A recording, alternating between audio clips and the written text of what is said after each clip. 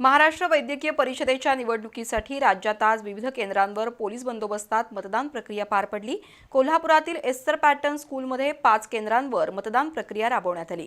मात्र कोल्हापुरातील डॉक्टरांकडून मतदानासाठी अल्प प्रतिसाद मिळाला। 2400 पैकी केवळ 400 जणांनी मतदानाचा हक्क बजावला। महाराष्ट्र वैद्यकीय परिषदेच्या निवडणुकीसाठी 9 जागांसाठी 60 उमेदवार निवडणूक रिंगणात होते। संपूर्ण राज्यात वैद्यकीय परिषदेचे 1,60,000 इतके डॉक्टर मतदार आहेत।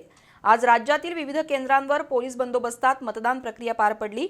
कोल्हापुरातील एस्तर पॅटर्न स्कूलमध्ये एकूण 5 मतदान केंद्रांवर प्रक्रिया राबवण्यात आली। या 5ही केंद्रांवर सीसीटीव्हीची निगराणी होती। सकाळी 8 ते सायंकाळी 5 वाजेपर्यंत मतदानाची वेळ होती। कोल्हापूर जिल्ह्यात सुमारे 2400 मतदार आहेत।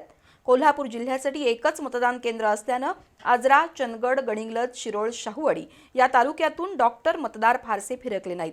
दुपारी 2 वाजेपर्यंत 65 जणांचं मतदान झालं होतं। सायंकाळी 4 नंतर बाहेरून आलेल्या डॉक्टरांची मतदानासाठी गर्दी झाली होती। सायंकाळी 5 वाजेपर्यंत 450 जणांनी मतदानाचा हक्क बजावला। या निवडणुकीची मतमोजणी मुंबईत 30 एप्रिल रोजी होणार आहे।